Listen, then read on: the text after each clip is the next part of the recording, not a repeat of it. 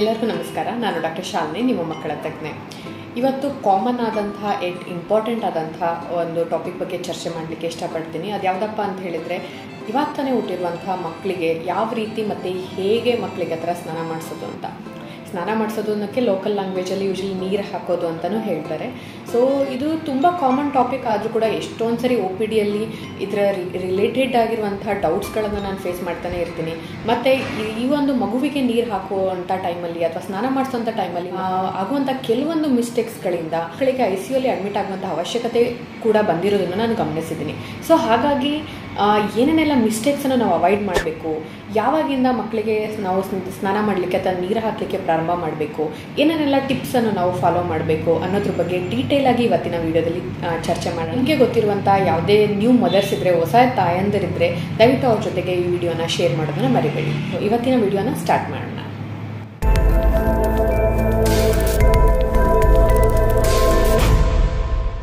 ಮೊದಲನೇದಾಗಿ, ಇವಾಗ ತಾನೇ ಹುಟ್ಟಿರುವಂಥ ಜನಿಸಿರುವಂಥ ಮಕ್ಕಳಿಗೆ ಯಾವಾಗಿಂದ ನಾವು ಸ್ನಾನ ಮಾಡಿಸ್ಲಿಕ್ಕೆ ಪ್ರಾರಂಭ ಮಾಡಬೇಕು ಅಥವಾ ನೀರು ಹಾಕಲಿಕ್ಕೆ ಪ್ರಾರಂಭ ಮಾಡಬೇಕು. ನೆನಪಿನಲ್ಲಿ ಇಟ್ಕೊಳ್ಬೇಕಾದಂಥ ವಿಷಯ ಏನಂತ ಹೇಳಿದರೆ, ಮಗು ಹುಟ್ಟಿದ ತಕ್ಷಣವೇ ಒಂದೇ ದಿನಕ್ಕೆ ಸ್ನಾನ ಮಾಡಿಸ್ಬೇಕು ಅಥವಾ ಮನೆಗೆ ಕರ್ಕೊಂಡೋಗಿ ಡಿಸ್ಚಾರ್ಜ್ ಆದ ತಕ್ಷಣ ಸ್ನಾನ ಮಾಡಿಸ್ಬೇಕು ಅನ್ನುವಂಥ ಫಸ್ಟು ಪರಿಕಲ್ಪನೆಯನ್ನು ಮನಸ್ಸಿಂದ ತೆಗೆದಾಕಬೇಕು.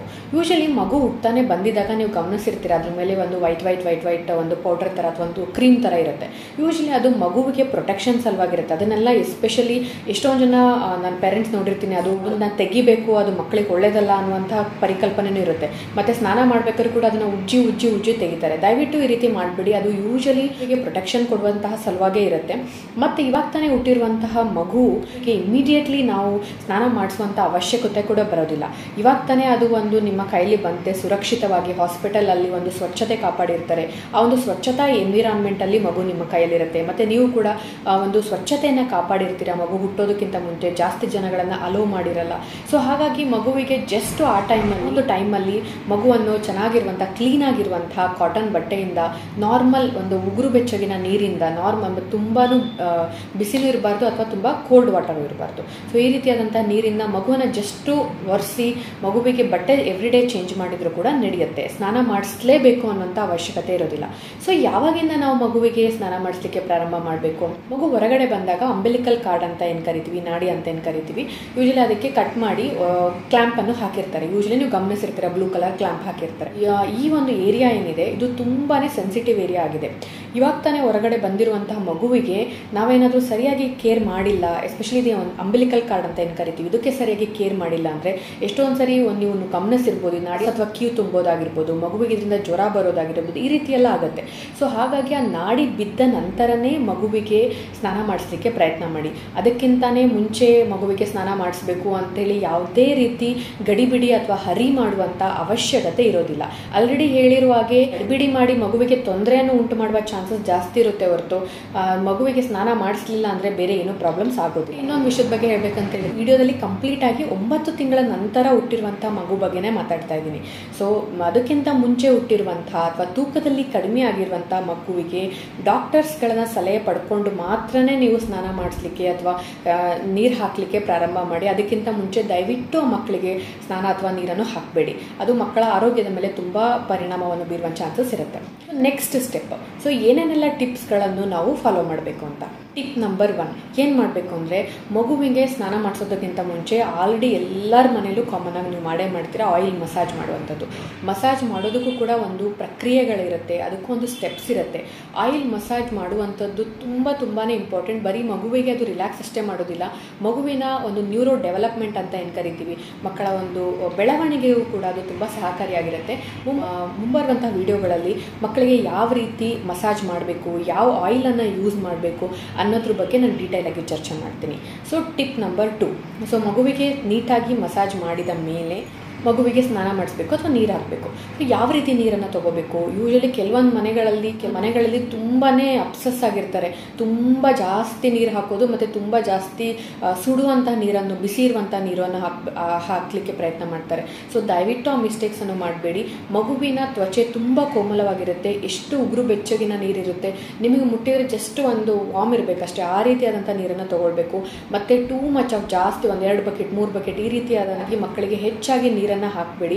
ಇದರಿಂದ ಮಕ್ಕಳಿಗೆ ಟೆಂಪ್ರೇಚರ್ ವೇರಿಯೇಷನ್ಸ್ ಆಗುವಂಥ ಚಾನ್ಸಸ್ ಇರುತ್ತೆ. ಸೊ ಟಿಪ್ ನಂಬರ್ 3 ಏನಪ್ಪ ಅಂತ ಹೇಳಿದರೆ, ಮಕ್ಕಳಿಗೆ ಒಂದು ಯೂಸ್ ಮಾಡುವಂಥ ಸೋಪ್ ಆಗಿರ್ಬೋದು, ಬೇಬಿ ಆಯಿಲ್ಸ್ ಆಗಿರ್ಬೋದು, ಶಾಂಪೂ ಆಗಿರ್ಬೋದು, ಇದು ಯಾವುದು ಕೂಡ ಅಡಲ್ಟ್ಸಿಗೆ ಅಥವಾ ದೊಡ್ಡವರಿಗೆ ಯೂಸ್ ಮಾಡುವಂಥ ಸೋಪ್ಸ್ ಅಥವಾ ಶಾಂಪೂಗಳನ್ನು ಮಕ್ಕಳಿಗೆ ದಯವಿಟ್ಟು ಯೂಸ್ ಮಾಡಬೇಡಿ. ಬೇಬಿ ಫ್ರೆಂಡ್ಲಿ ಸೋಪ್ಸ್ ಅಥವಾ ಶಾಂಪೂಸ್ನ ಯೂಸ್ ಮಾಡಿ. ನಾನು ಆಲ್ರೆಡಿ ನನ್ನ ಯೂಟ್ಯೂಬ್ ಶಾರ್ಟ್ಸ್ ಅಥವಾ ಇನ್ಸ್ಟಾಗ್ರಾಮಲ್ಲಿ ಇದ್ರ ಬಗ್ಗೆ ಎಷ್ಟೊಂದು ವಿಡಿಯೋಗಳನ್ನು ಪೋಸ್ಟ್ ಮಾಡಿದ್ದೀನಿ, ಯಾವ್ದು ಬೆಸ್ಟ್ ಶಾಂಪೂ ಇರುತ್ತೆ, ಯಾವುದು ಬೆಸ್ಟ್ ಸೋಪ್ ಇರುತ್ತೆ. ಸೊ ಆ ವಿಡಿಯೋನ ನೀವು ಒಂದ್ಸರಿ ಚೆಕ್ ಮಾಡ್ಬೋದು. ಮತ್ತು ಇನ್ನೂ ಕೆಲವೊಂದು ಮನೆಗಳಲ್ಲಿ ಹಿಟ್ಟುಗಳನ್ನು ಯೂಸ್ ಮಾಡ್ತಾರೆ, ಕಡಲೆ ಹಿಟ್ಟು ಅಥವಾ ಕಡಲೆ ಹಿಟ್ಟು, ಮುಂಗ್ದಾಳ ಅಥವಾ ಹೆಸರು ಬೇಳೆ ಹಿಟ್ಟು, ಈ ರೀತಿ ಎಲ್ಲ ಮಾಡಿ ಎಷ್ಟೊಂದು ಸರಿ ನನ್ನ ಮಗುಗೆ ರ್ಯಾಶ್ ಆಗಿರೋದನ್ನು ಕೂಡ ನೋಡಿದ್ದೀನಿ. ದಯವಿಟ್ಟು ಈ ಮಿಸ್ಟೇಕ್ಸನ್ನು ಎಸ್ಪೆಷಲಿ ಎಳೆ ಮಕ್ಕಳಿಗೆ ಸ್ನಾನ ಮಾಡಿಸ್ಬೇಕಾದ್ರೆ ಅವಾಯ್ಡ್ ಮಾಡಿ. ಟಿಪ್ ನಂಬರ್ 4, ಇನ್ನು ಕೆಲವೊಂದು ಮನೆಗಳಲ್ಲಿ ಏನು ಮಾಡ್ತಾರೆ ಅಂತ ಹೇಳಿದರೆ, ನ್ಯಾಚುರಲ್ ಓಪನಿಂಗ್ಸ್ ಅಂದರೆ ಬಾಯಿಯಲ್ಲಿ, ಮೂಗಲ್ಲಿ, ಕಿವಿಯಲ್ಲಿ ಅಥವಾ ಟಾಯ್ಲೆಟ್ ಏರಿಯಾದಲ್ಲಿ ಈ ರೀತಿ ಎಲ್ಲ ಮಕ್ಕಳಿಗೆ ಅಲ್ಲಿ ಆಯಿಲ್ ಅಥವಾ ಎಣ್ಣೆಯನ್ನು ಬಳಸ್ತಾರೆ. ತುಂಬ ಜನ ಎಣ್ಣೆ ಹಾಕೋದ್ರಿಂದ ಮಗು ಕಿವಿ ಕ್ಲೀನ್ ಆಗುತ್ತೆ ಅಥವಾ ಮೂಗು ಕ್ಲೀನ್ ಆಗುತ್ತೆ, ಈ ರೀತಿ ಎಷ್ಟೊಂದು ಅವ್ರವ್ರದ್ದು ಒಪಿನಿಯನ್ಸ್ ಇರುತ್ತೆ. ನಾವು ಮಕ್ಕಳ ತಜ್ಞರಾಗಿ ನಿಮಗೆ ಅಡ್ವೈಸ್ ಮಾಡೋದೇನಪ್ಪ ಅಂತ ಹೇಳಿದರೆ, ಈ ರೀತಿ ಯಾವುದೇ ಕಾರಣಕ್ಕೂ ಓಪನಿಂಗ್ಸಲ್ಲಿ ಆಯಿಲನ್ನು ಹಾಕಬೇಡಿ. ಯಾಕೆಂದರೆ ಆಯಿಲ್ ನಿಮಗೆ ಆಲ್ರೆಡಿ ಗೊತ್ತಿರುವಂತೆ ತುಂಬ ಜಿಗಿಟ್ ಅಥವಾ ಸ್ಟಿಕ್ಕಿ ಇರುತ್ತೆ. ಸೊ ಮೈನರ್ ಡಸ್ಟಲ್ಲಿ ಅಕ್ಯುಮುಲೇಟ್ ಆಗುವಂಥ ಚಾನ್ಸಸ್ ಇರುತ್ತೆ. ಎಸ್ಪೆಷಲಿ ಮೂಗಲ್ ಆ ಥರ ಡಸ್ಟ್ ಅಕ್ಯುಮುಲೇಟ್ ಆದರೆ ಮಗುವಿಗೆ ಶೀತ, ಅಲರ್ಜಿ ಆಗುವಂಥ ಚಾನ್ಸಸ್ ಇರುತ್ತೆ. ಮತ್ತು ಕಿವಿಯಲ್ಲೂ ಕೂಡ ಅದೇ ರೀತಿ ಕಿವಿ ನೋವಾಗುವಂಥ ಚಾನ್ಸಸ್ ಇರುತ್ತೆ. ಸೊ ಇದು ಯಾವುದೇ ಓಪನಿಂಗಲ್ಲೂ ಕೂಡ ದಯವಿಟ್ಟು ಆಯಿಲ್ ಹಾಕ್ತಿದ್ದೀರಾ ಅಂತ ಹೇಳಿದರೆ ಅದನ್ನು ಅವಾಯ್ಡ್ ಮಾಡಲಿಕ್ಕೆ ಪ್ರಯತ್ನ ಮಾಡಿ. ಮತ್ತು ಟಿಪ್ ನಂಬರ್ 5 ಟಿಪ್ ಏನಪ್ಪ ಅಂತ ಹೇಳಿದರೆ, ಪ್ರೈವೇಟ್ ಏರಿಯಾನ, ಜೆನೆಟಲ್ ಏರಿಯಾನ ಕ್ಲೀನ್ ಮಾಡಬೇಕಾದ್ರೆ ದಯವಿಟ್ಟು ತುಂಬ ಜೆಂಟಲ್ ಆಗಿರಬೇಕು. ಎಷ್ಟೊಂದು ಸರಿ ನಾವು ಬೇರೆಯವ್ರು ಸ್ನಾನ ಮಾಡಿಸ್ಲಿಕ್ಕೆ ಬರ್ತಾರೆ ಅಂತ ಹೇಳಿದರೆ ಒಂದು ಏರಿಯಾಗಳನ್ನು ಯಾವ ರೀತಿ ಕ್ಲೀನ್ ಮಾಡ್ತಿದ್ದಾರೆ, ತುಂಬ ಜನ ಆ ಏರಿಯಾ ತುಂಬ ಆಲ್ರೆಡಿ ಸೆನ್ಸಿಟಿವ್ ಇರುತ್ತೆ, ಮಗು ಆಲ್ರೆಡಿ ಡೈಪರ್ ಹಾಕ್ತಾ ಇದ್ರೆ ರ್ಯಾಷಸ್ಸು ಕೂಡ ಆಗಿರುತ್ತೆ. ಸೊ ತುಂಬ ಜೋರಾಗಿ ತಿಕ್ಕೋದು ಆ ರೀತಿ ಎಲ್ಲ ಮಾಡ್ಲಿಕ್ಕೆ ಹೋಗಬೇಡಿ. ಸೊ ಒಂದು ಪ್ರೈವೇಟ್ ಏರಿಯಾವನ್ನು ಜೆಂಟಲ್ ಆಗಿ ಕ್ಲೀನ್ ಮಾಡೋದು ಇಂಪಾರ್ಟೆಂಟ್ ಇರುತ್ತೆ.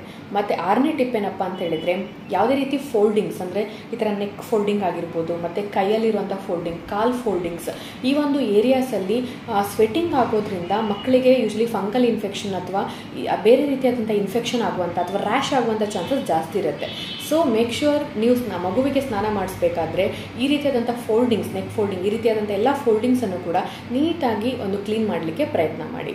ಮತ್ತು 7ನೇ ಟಿಪ್ ಏನಪ್ಪ ಅಂತ ಹೇಳಿದರೆ, ಮಗು ಸ್ವಲ್ಪ ದೊಡ್ಡದಾಗ್ತಾ ಹೋದಂಗೆ, ಹಾಲು ಕುಡಿತಾ ಹೋದಂಗೆ ಟಂಗ್ ಮೇಲೆ ಅಥವಾ ನಾಲ್ಗೆ ಮೇಲೂ ಕೂಡ ಒಂದು ಹಾಲಿನ ಡೆಪಾಸಿಟ್ಸ್ಗಳು ಕ್ರಿಯೇಟ್ ಆಗ್ತಾ ಹೋಗುತ್ತೆ. ನೀವು ನೋಡಿರ್ಬೋದು, ವೈಟಿಗೆ ಬೆಲ್ಲು ಕೂತ್ಕೊಂಡಿರುತ್ತೆ. ಸೊ ಇದನ್ನು ನಾವು ಟಂಗನ್ನು ಕೂಡ ನಿಯಮಿತವಾಗಿ ಕ್ಲೀನ್ ಮಾಡೋದು, ನಾಲ್ಗೆ ಕ್ಲೀನ್ ಮಾಡೋದು ಕೂಡ ಇಂಪಾರ್ಟೆಂಟು. ನೀಟಾಗಿ ಒಂದು ಕಾಟನ್ ಬಟ್ಟೆಯನ್ನು ಬೆರಳಿಗೆ ಸುತ್ತಿ ಮಗುವನ್ನು ಜೆಂಟಲಾಗಿ ಕ್ಲೀನ್ ಮಾಡಿ ಅಷ್ಟೇ, ಬೇರೆ ಏನೂ ಅದಕ್ಕೆ ಬಳಸುವಂಥ ಅವಶ್ಯಕತೆ ಇಲ್ಲ. ಕೆಲವೊಂದು ಸರಿ ಏನಾಗುತ್ತೆ ಅಂದರೆ, ಇದು ಓರಲ್ ಥ್ರಶ್ ಆದಾಗ ಅಥವಾ ಇದು ತುಂಬ ಜಾಸ್ತಿ ಡೆಪಾಸಿಟ್ಸ್ ಆದಾಗ ಎಷ್ಟೊಂದು ಸರಿ ನಾನು ಅಬ್ಸರ್ವ್ ಮಾಡಿರೋದೇನೆಂದರೆ, ಮಗು ಹಾಲು ಕುಡಿಯೋದನ್ನೇ ಸ್ಟಾಪ್ ಮಾಡುತ್ತೆ. ಸೊ ಈ ರೀತಿಯಾದ ಮಿಸ್ಟೇಕ್ಸನ್ನು ಮಾಡಬೇಡಿ. ಮತ್ತು 8ನೇ ಟಿಪ್ ಏನಪ್ಪ ಅಂತ ಹೇಳಿದರೆ, ಕೆಲವೊಂದು ಇವಾಗ ತಾನೇ ಹುಟ್ಟಿರುವಂಥ ನವಜಾತ ಶಿಶುಗಳಲ್ಲಿ ಅವರ ಬ್ರೆಸ್ಟ್ ಏರಿಯಾದಲ್ಲಿ ಮಿಲ್ಕ್ ಅಥವಾ ಹಾಲು ಬರ್ತಾ ಇರುತ್ತೆ ಕೆಲವೊಂದು ಮಕ್ಕಳಿಗೆ, ಅದು ವಿಚಸ್ ಮಿಲ್ಕ್ ಅಂತ ಕರಿತೀವಿ. ಇದು ಕಾಮನ್ ಆಗಿ ಆಗುತ್ತೆ. ಇದು ತಾಯಿಯ ಹಾರ್ಮೋನಿನ ಇನ್ಫ್ಲೂಯೆನ್ಸಿಂದ ಆಗುತ್ತೆ.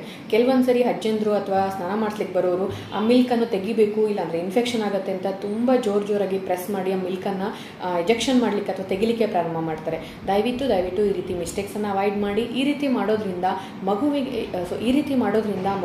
ಇನ್ಫ್ಯಾಕ್ಟ್ ನಿಪ್ಪಲ್ ಡ್ಯಾಮೇಜ್ ಆಗುವಂಥದ್ದು ಅಥವಾ ಇನ್ಫೆಕ್ಷನ್ ಆಗುವಂಥ ರಿಸ್ಕ್ ಇರುತ್ತೆ. ಅದು ತನ್ನಿಗೆ ತಾನೇ ಮಗು ಯಾವ ರೀತಿ ದೊಡ್ಡದಾಗ್ತಾ ಹೋಗುತ್ತೆ ಆ ರೀತಿ ಅದು ಕಡಿಮೆ ಆಗ್ತಾ ಹೋಗುತ್ತೆ. ಮತ್ತು ನೆಕ್ಸ್ಟ್ ಟಿಪ್ ಬಗ್ಗೆ ಹೇಳಬೇಕಂತ ಹೇಳಿದರೆ, ಮಗುವಿನ ಒಂದು ಸ್ನಾನ ಮಾಡಿಸ್ಬೇಕಾದ್ರೆ ಜಾಯಿಂಟ್ ಹ್ಯಾಂಡ್ಲಿಂಗ್, ಇವಾಗ ಎಷ್ಟೊಂದು ಸರಿ ಜೋರಾಗಿ ಮಸಾಜ್ ಮಾಡ್ಬೇಕಾದ್ರೆ ಜಾಯಿಂಟ್ಸನ್ನು ಎಳೆಯೋದ್ರಿಂದ ಅಥವಾ ಕಾಲಿನ ಜಾಯಿಂಟ್ಸನ್ನು ಎಳೆಯೋದ್ರಿಂದ ಮಗುವಿನ ಜಾಯಿಂಟ್ಸ್ ತುಂಬ ನಾಜೂಕಾಗಿರುತ್ತೆ. ಎಷ್ಟೊಂದು ಸರಿ ಮಕ್ಳಿಗೆ ಸ್ನಾನ ಮಾಡಿಸಿದ ತಕ್ಷಣ ಮಗು ಮೂವೇ ಮಾಡ್ತಿಲ್ಲ, ಕೈ ಮೂವೇ ಮಾಡ್ತಿಲ್ಲ ಅಂತ ಅಲ್ಲಾಡಿಸ್ತಾನಿಲ್ಲ ಅಂತ ಕರ್ಕೊಂಡು ಬರ್ತಾರೆ. ಡಿಸ್ಲೊಕೇಟ್ ಆಗಿಬಿಡುತ್ತೆ, ಅಂದರೆ ಒಂದು ಜಾಯಿಂಟಿಂದ ಹೊರಗಡೆ ಬಂದುಬಿಡುತ್ತೆ. ಸೊ ಹಾಗಾಗಿ ತುಂಬ ಸೆನ್ಸಿಟಿವ್ ಆಗಿ ಈ ಜಾಯಿಂಟ್ಸನ್ನು ಹ್ಯಾಂಡಲ್ ಮಾಡಲಿಕ್ಕೆ ಪ್ರಯತ್ನ ಮಾಡಿ.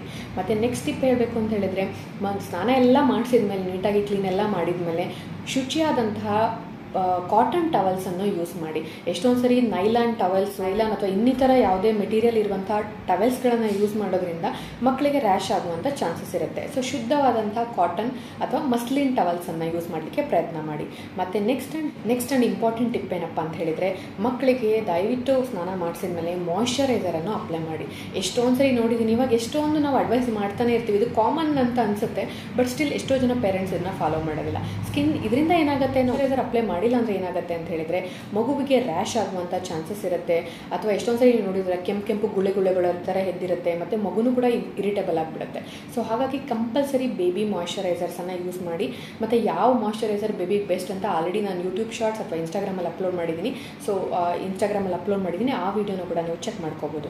ಮತ್ತು ಇದಾದಮೇಲೆ ಮಗುವಿಗೆ ಕಂಫರ್ಟಬಲ್ ಆದಂಥ ಕ್ಲಾತಿಂಗನ್ನು ಹಾಕಿ, ಬಟ್ಟೆನ ಹಾಕಿ. ಎಷ್ಟೊಂದು ಮಿತ್ ಏನಪ್ಪ ಅಂತ ಹೇಳಿದ್ರೆ ಮಗುವನ್ನ ನಾವು ತುಂಬ ಬೆಚ್ಚಗಿಡಬೇಕು, ಯಾವಾಗಲೂ ಮಗು ಒಂದು 4 ಬಟ್ಟೆ ಹಾಕಿರಬೇಕು ಅಥವಾ ಇನ್ನೊಂದು 2 ಸರಿ 3 ಸರಿ ಸುತ್ತಿರಬೇಕು ಟವಲ್ಗಳಿಂದ, ಆ ಥರ ಎಲ್ಲ ಕಲ್ಪನೆಗಳಿದೆ. ಯಾವ್ಯಾವ ಕಾಲಕ್ಕೆ ಅನುಗುಣವಾಗಿ ಬೇಬಿಯ ಕಂಫರ್ಟನ್ನು ಕೂಡ ನೋಡಿಕೊಂಡು ನಾವು ಮಗುವಿಗೆ ಸರಿಯಾದ ಕ್ಲಾತಿಂಗನ್ನು ಅಥವಾ ಸರಿಯಾದ ಆಯಾ ಕಾಲಕ್ಕೆ ಸರಿಯಾಗಿ ಬಟ್ಟೆಗಳನ್ನು ಹಾಕೋದು ಇಂಪಾರ್ಟೆಂಟ್. ಚಳಿಗಾಲದಲ್ಲಿ ಡೆಫಿನೆಟ್ಲಿ ಮಗು ಕೂಡ ಜಾಸ್ತಿ ಬಟ್ಟೆಗಳು ಬೇಕಾಗುತ್ತೆ, ಅಂದರೆ ಒಂದು 2-3 ಲೇಯರ್ ಬಟ್ಟೆಗಳು ಬೇಕಾಗುತ್ತೆ. ಮತ್ತು ಇವಾಗಂತೂ ಬೇಸಿಗೆ ಕಾಲ ಇದೆ, ಈ ಟೈಮಲ್ಲಿ ನೀವು ಮಗುವಿಗೆ ಎಷ್ಟಾಗುತ್ತಷ್ಟು ಕಂಫರ್ಟ್ ಬಟ್ಟೆಗಳನ್ನು ಹಾಕಲಿಕ್ಕೆ ಪ್ರಯತ್ನ ಮಾಡಿ. ಸೊ ಹೋಪ್ ಈ ವಿಡಿಯೋ ನಿಮಗೆ ಹೆಲ್ಪ್ ಆಗುತ್ತೆ ಅಂತ ಭಾವಿಸ್ತೀನಿ. Thanks for watching. Happy parenting.